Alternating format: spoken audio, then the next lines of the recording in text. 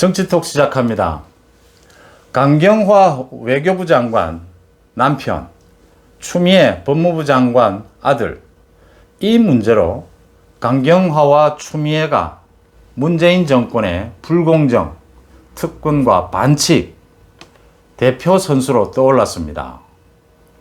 강경화의 남편 이일병 교수요, 연세대 명예교수죠. 지난 3일 미국으로 출국한 사실이 드러났습니다. 이유는 2억 원대에 가까운 호화 요트를 사기 위해서입니다. 호화 요트를 타고 여행을 하고 싶다는 겁니다. 이일병 교수는 지금 거제에 살고 있는데 살고 있는 집이 4,000평이라고 합니다. 거제는 또 어디서나 바다가 잘 보이는 곳이죠. 4,000평의 집에 바다를 보면서 사시는 분이 너무 답답해서 여행을 해야겠다, 요트를 사야겠다 하고 미국으로 떠난 겁니다. 지금 외교부는 일반 국민들에 대해서는 외국 여행을 철저하게 자제해 줄 것을 권고하고 있습니다. 거의 강압이다시피 외국 여행을 하지 못하도록 지금 권고를 하고 있습니다. 그런 가운데 주무부서 장관의 남편이 호화 요트를 사고 여행을 하겠다고 지금 미국으로 떠난 겁니다. 국민의 염장을 지르는 일인데 내로남불, 강로남불 이야기가 나옵니다.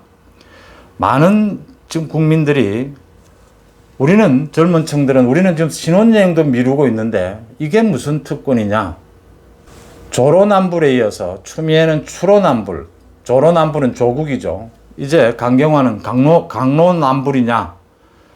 긴급한 일도 아니고 요트를 사기 위해서 호화 여행을 하기 위해서 외국을 간다는 게 말이 되느냐. 이거 이중잣대다라는 얘기들입니다.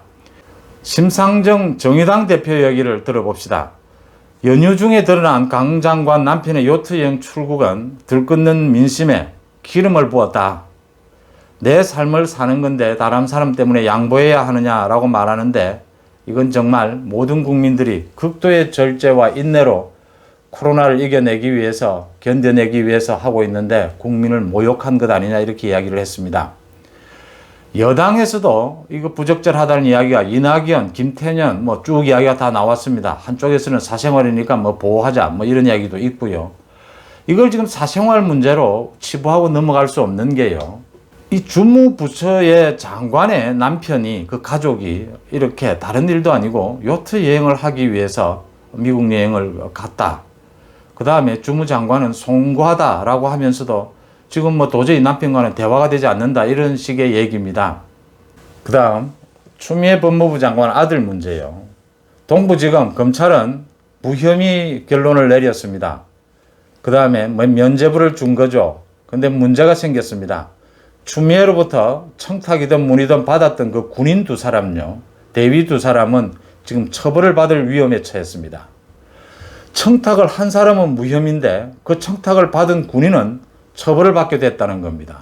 무슨 이런 불공정, 이런 어처구니 없는 일이 있습니까? 내용은 이런 겁니다. 동부지검이 지난번 발표를 했죠. 추미애 아들 의혹 사건에 대해서 발표를 하면서 군인, 그 당시에 인사 담당을 했던 그 대위의 전화번호를 추미애가 보좌관에게 SNS로 주면서 아들과 통화를 해봐라 한 거죠. 사실은 모든 사람들이 청탁으로 보는 겁니다. 근데 검찰 쪽에서는 전화번호를 SNS 상으로 군인 전화번호를 보좌관에게 준 건 맞지만 이건 청탁으로 보기 어렵다. 단순하게 문의한 거다. 이렇게 얘기한 거죠. 그리고 무혐의다. 이렇게 처리를 한 겁니다. 자, 그러면 추미애 보좌관으로부터 그 전화를 받은 두 사람, 대위 두 사람입니다. 이 두 사람이 이제 문제가 되는 겁니다. 김영란법, 소위 공직자 부정청탁금지법입니다. 부정청탁금지법에 따르면 보좌관으로부터 연락을 받은 이 대위는 법조항에 나오는 겁니다. 부정청탁임을 알리고 이를 거절하는 의사를 명확하게 표시해야 하는데 그러지 않았다는 겁니다. 또 청탁이 여러 번 계속되면 그걸 문서로 상부에 보고해야 되는데 그 기록도 남아있지 않다는 겁니다. 또 자신의 관할 소관이 아니다라는 점도 분명히 밝혀야 하는데 그러지 않았다는 겁니다. 그러지 않으면 부정청탁에 해당된다는 겁니다. 이를 어겼을 경우에 부정청탁금지법에는 2년 이하의 징역이나 2천만 원 이하의 벌금에 처할 수 있도록 했습니다. 자, 내용은 간단합니다. 추미애가 아들의 휴가를 연장하기 위해서 담당 군 관계자 대위의 전화번호를 보좌관에게 주면서 연락을 해보라 라고 한 겁니다. 추미애는 무죄, 무혐의 받았습니다. 그런데 군 검찰로 넘어간 이 군인 두 사람, 추미애 보좌관으로부터 연락을 받은 이 군인들은 부정청탁금지법에 걸리기 때문에 이제 처벌을 받을 위험이 굉장히 농후하다는 겁니다. 가능성이 높다는 겁니다. 이렇게 되면 청탁을 한 사람은 무죄고 청탁을 받은 군인은 처벌을 받게 되는 겁니다.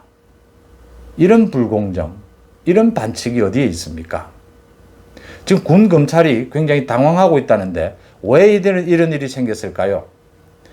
동부지검은 2달 전에 벌써 추미애 의혹에 대해서 무혐의하겠다고 대검에 보고를 했다고 합니다. 지금 언론에서 계속 기사가 나오고 있는데 당시에 대검이 노라고 했습니다. 이건 혐의가 더 드러나야 된다, 더 밝혀져야 된다라고 해서 거절했다는 겁니다. 그러다가 동부지검에서는 갑자기 최근 한 달 동안 압수수색을 하고 관계자를 다시 부르고 수사를 했죠.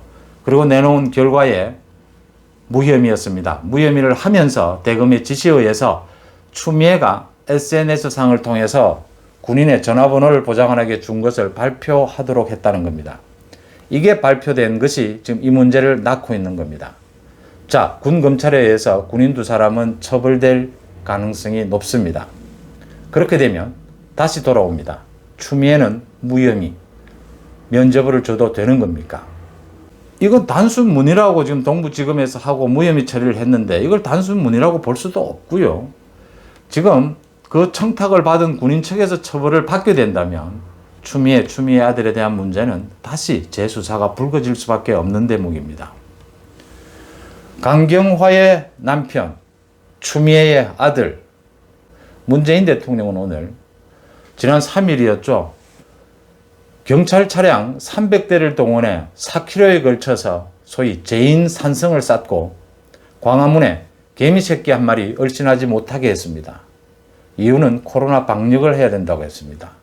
그 시간 서울대공원은 차와 인파로 붐볐습니다. 발 디딜 틈 없이 붐볐습니다. 과잉 진압, 과잉 봉쇄, 피해갈 수 없는 대목입니다. 코로나 방역 중요합니다. 그러나 그보다 더 중요한 것은 기본권입니다. 국민의 기본권이죠. 그래서 코로나 방역을 치중을 하더라도 국민의 기본권을 침해하는 문제에 대해서는 철저하게 최소한에 그치도록 공권력 남용을 막아야 합니다. 그런데 이 문재인 정권은 그러지 않고 있습니다. 그러니까 코로나를 정치에 이용하고 있다. 코로나 독재라는 의혹이 나오고 있는 겁니다. 오는 9일 또 시위를 또 집회를 아주 간단한 소규모도 다 모두 막겠다고 합니다. 누구를 위해서, 무엇을 위해서 그러는 겁니까? 국민들은 묻고 있습니다. 정치통 마칩니다.